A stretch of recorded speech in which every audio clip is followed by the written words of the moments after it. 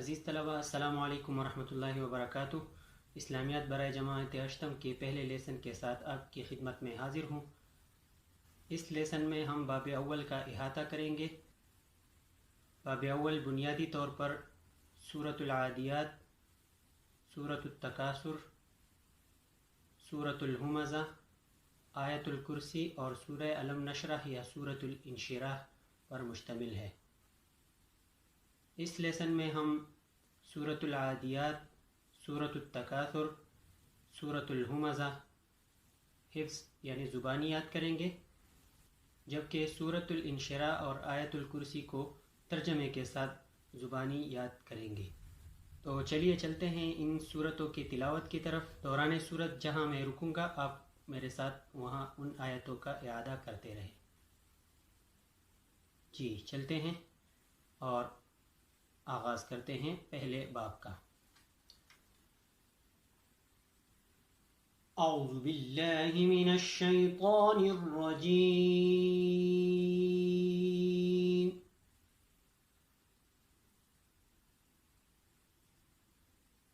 بسم اللہ الرحمن الرحیم۔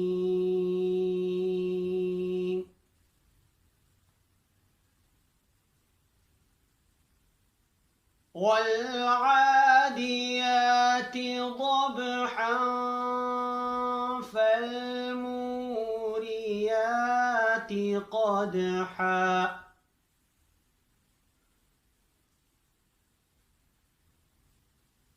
فالمغیرات صبحا فأثرن به نقعا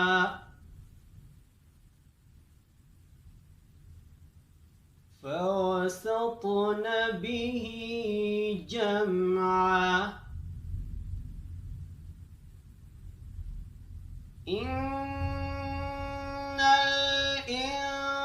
الإنسان لربه لكنود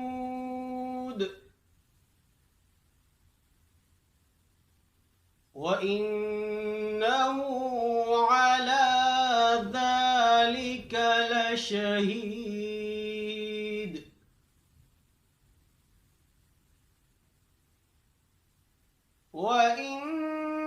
وإنه لحب الخير لشديد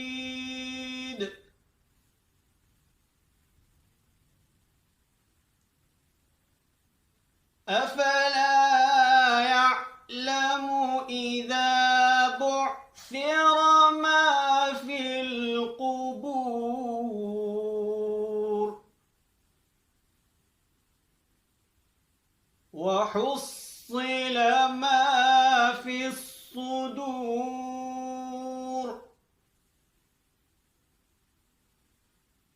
إن ربهم بهم يومئذ لخبير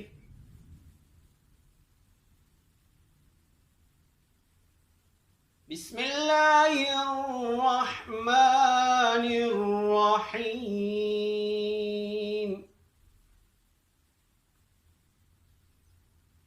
ألهاكم التكاثر حتى زرتم المقابر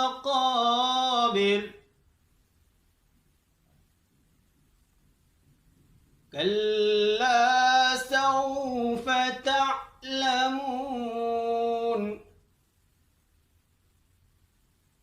ثم كلا سوف تعلمون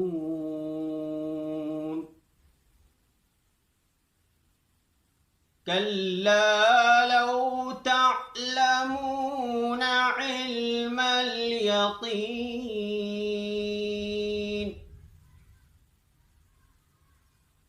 لترون الجحيم ثم لترونها عين اليقين ثم لتسألن يومئذ عن النعيم.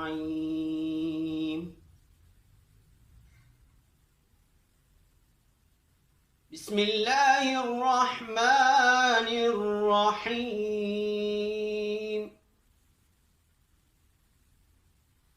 ويل لكل همزة لمزة الذي جمع مالا وعدده يحسب أن ماله أخلده كلا لينبذن في الحطمة وما أدراك ما الحطمة نار الله الموقدة التي تطلع على الأفئدة إنها عليهم مؤصدة في عمد ممددة. صدق اللہ العظیم. عزیز طلبہ، باب اول کا پہلا حصہ اختتام کو پہنچا. اب چلتے ہیں اگلے حصے کی طرف. اس حصے میں ہم آیت الکرسی اور سورہ علم نشرح کو ترجمے کے ساتھ زبانی یاد کریں گے. تاہم آیت الکرسی کی تلاوت کی طرف جانے سے پہلے میں آپ کو آیت الکرسی کی فضیلت کے حوالے سے ایک حدیث ضرور بتانا چاہوں گا.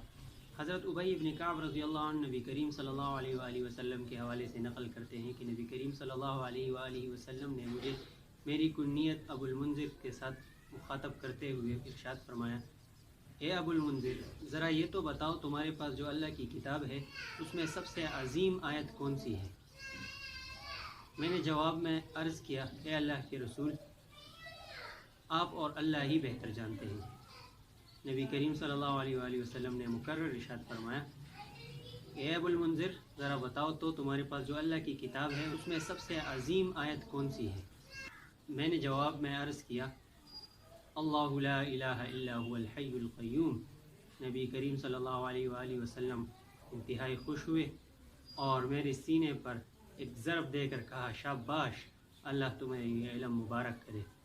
اس سے معلوم ہوا کہ آیت الکرسی قرآنی آیات میں سب سے عظیم آیت ہے، اور اس کی وجہ یہ ہے کہ اس آیت میں اللہ جل جلالہ کی توحید، اللہ کی شرک سے پاکی اور اللہ کی کامل صفات کا ذکر ہوا ہے. تو چلیے چلتے ہیں آیت الکرسی کی طرف. ہم آیت الکرسی کی تلاوت کے ساتھ ساتھ اس کا ترجمہ بھی کرتے جائیں گے. آپ ان آیات کو میرے ساتھ تلاوت کرتے جائیں اور ترجمہ بھی ساتھ ساتھ دہراتے جائیں، اور کوشش کیجیے کہ ویڈیو کو بار بار سنیں اور پوسٹ کر کے اس کی مشق بھی کرتے رہیں. چلیے چلتے ہیں. اعوذ باللہ من الشیطان الرجیم. میں اللہ کی پناہ مانگتا ہوں شیطان مردود سے. بسم اللہ الرحمن الرحیم. شروع اللہ کے نام سے جو بڑا مہربان نہایت رحم فرمانے والا ہے. اللہ لا الہ الا ہو. اللہ، نہیں ہے کوئی معبود سوائے اس کے. الحی القیوم، وہ زندہ ہمیشہ رہنے والا ہے. لا تأخذه سنة ولا نوم، اسے نہ اونگ آتی ہے اور نہ نیند. ما فی السماوات وما وما فی الارض، اسی کے لیے ہے جو کچھ آسمانوں میں ہے اور جو کچھ زمین پر ہے. من ذا الذی یشفع عنده الا بإذنہ، کون ہے جو اس کی اجازت کے بغیر اس سے سفارش کر سکے. یعلم ما بین ایدیہم وما خلفہم، وہ جانتا ہے جو کچھ لوگوں کے سامنے ہے اور جو لوگوں سے پوشیدہ ہے. ولا يحيطون بشيء من علمه إلا بما شاء، اور مخلوقات اس کے علم کا احاطہ نہیں کر سکتی سوائے اس قدر جس قدر وہ چاہے. وسع كرسيه السماوات والأرض، اور اس کی بادشاہت آسمانوں اور زمین پر پھیلی ہوئی ہے.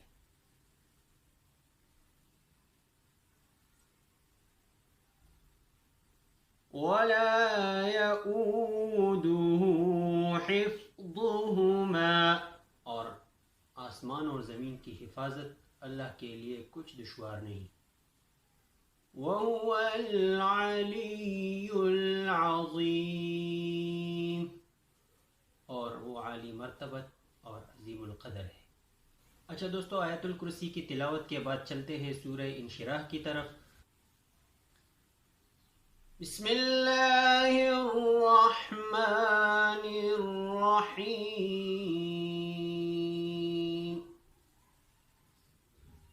شروع اللہ کے نام سے جو بڑا مہربان نہایت رحم فرمانے والا ہے. أَلَمْ نَشْرَحْ لَكَ صَدْرَكَ، کیا ہم نے آپ کا سینہ کھول نہیں دیا.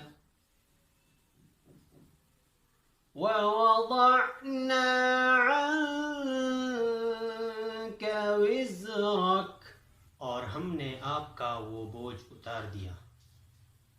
الَّذِي أَنقَضَ ظَهْرَكَ، جس بوجھ نے آپ کی پیٹھ کو جھکا دیا تھا.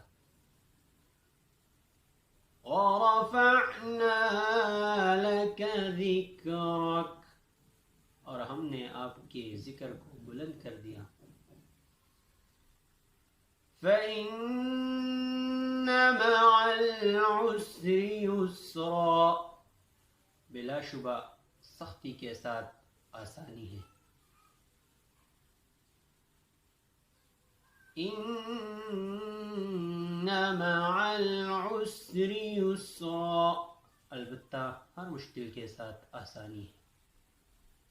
فَإِذَا فَرَغْتَ فَانصَبْ، لہذا جب آپ فارغ ہو تو محنت کیجیے.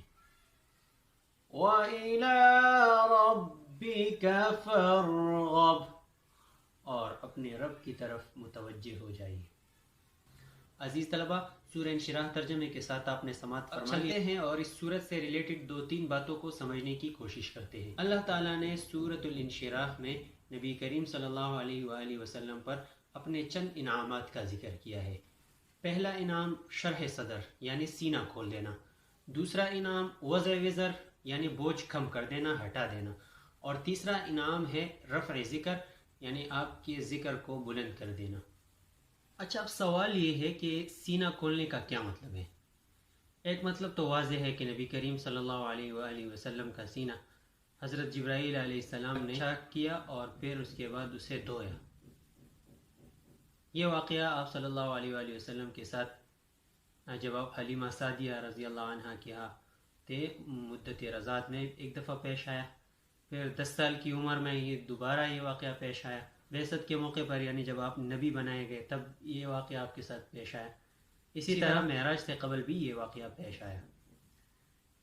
اور دوسرا مطلب یہ ہے کہ اللہ تعالیٰ نے نبی کریم صلی اللہ علیہ وآلہ وسلم کے سینہ مبارک کو علم کے ساتھ ساتھ حلم کے لیے بھی کھول دی.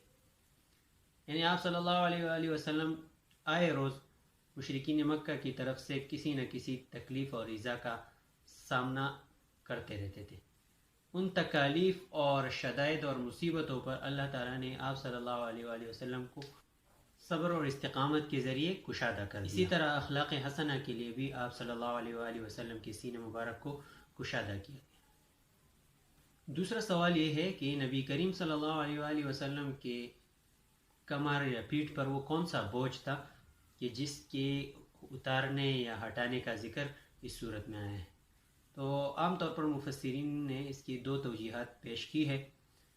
پہلی توجیہ تو یہ ہے کہ نبی کریم صلی اللہ علیہ وآلہ وسلم پر جو وحی آتی تھی، وحی کا بوجھ آپ صلی اللہ علیہ وسلم کے اوپر ایک معمولی سا بوجھ نہیں تھا بلکہ انتہائی وزنی بوجھ تھا. اور پھر ساتھ یہ کہ آپ صلی اللہ علیہ وسلم کو اللہ تعالیٰ کی طرف سے یہ حکم بھی کیا گیا تھا کہ آپ استقامت کے ساتھ جو حکم آپ کو مل رہا ہے اسے استقامت اور ثابت قدمی کے ساتھ پورا کیجیے. یہی وجہ ہے کہ جب نبی کریم صلی اللہ علیہ وآلہ وسلم کے داڑھی مبارک میں کچھ سفید بال آ گئے تو آپ صلی اللہ علیہ وآلہ وسلم نے ارشاد فرمایا کہ اس آیت فاستقم کما امرت نے مجھے بوڑھا کر دیا. تو سورۃ الانشراح میں اس بوجھ کے ختم ہونے کا ذکر ہے. دوسری توجیہ یہ بیان کی گئی ہے کہ بعض وہ جائز اور مباح کام جو نبی کریم صلی اللہ علیہ وآلہ وسلم نے مصلحت سمجھ کر انجام دیے تھے، تاہم بعد میں اس کا خلاف اولا اور خلاف مصلحت ہونا معلوم ہوا، تو چونکہ وہ امور باوجود یہ کہ وہ مباح اور جائز تھے نبی کریم صلی اللہ علیہ وآلہ وسلم کے لیے انتہائی بوجھ اور تکلیف کا باعث تھے، تو سورۃ الانشراح میں ان جائز اور مباح امور کے بوجھ کے ختم ہونے کا ذکر ہے. تیسرا انعام جو اس صورت میں بیان کیا گیا ہے وہ ہے رفع ذکر، یعنی نبی کریم صلی اللہ علیہ وآلہ وسلم کے ذکر کو اللہ تعالیٰ نے بلند کر دیا. اور حدیث قدسی بھی ہے کہ جہاں میرا ذکر ہوگا وہاں تیرا بھی ذکر ہوگا. یہی وجہ ہے کہ ہم دیکھتے ہیں جہاں اللہ کا ذکر ہے وہاں نبی کریم صلی اللہ علیہ وسلم کا ذکر بھی عام طور پر ہوتا ہے. نماز میں، اذان میں، اقامت میں، تشہد میں اور اس طرح کے دیگر کئی سارے بے شمار مواقع ہیں جہاں نبی کریم صلی اللہ علیہ وآلہ وسلم کا ذکر بھی اللہ کے ذکر کے ساتھ کیا جاتا ہے. سیکنڈ لاسٹ آیت میں نبی کریم صلی اللہ علیہ وآلہ وسلم کو یہ حکم دیا گیا ہے کہ جب آپ تبلیغ کے کام سے فارغ ہوں تو آپ عبادت میں محنت کیجیے، ان امور کو سر انجام دے جو فی نفسی ہی عبادت ہیں، نماز، روزہ، زکوٰۃ وغیرہ. آخری آیت میں نبی کریم صلی اللہ علیہ وآلہ وسلم کو اللہ تعالیٰ نے یہ حکم فرمایا ہے اور ان کی توسط سے ہم تمام امتیوں کے لیے بھی یہی حکم ہے کہ وہ اپنے رب کی طرف متوجہ ہو، یعنی اپنے مشکلات، مصائب اور تکالیف میں اللہ تعالیٰ کی طرف رجوع کریں. عزیز طلبہ، باب اول الحمدللہ اختتام کو پہنچا. آخر میں اس باب کی سمری ایک بار پھر پیش کر دیتا ہوں. اس باب میں آپ نے سورۃ العادیات، سورۃ التکاثر اور سورۃ الہمزہ پڑھی جنہیں آپ زبانی یاد کریں گے. ساتھ ہی آپ نے آیت الکرسی اور سورہ علم نشرح ترجمے کے ساتھ پڑھی جس کو آپ انشاءاللہ ترجمے کے ساتھ زبانی یاد کریں گے. اسی کے ساتھ اجازت چاہتا ہوں. ملتے ہیں اگلے لیسن میں. تب تک کے لیے اپنا خیال رکھیے گا. اللہ حافظ.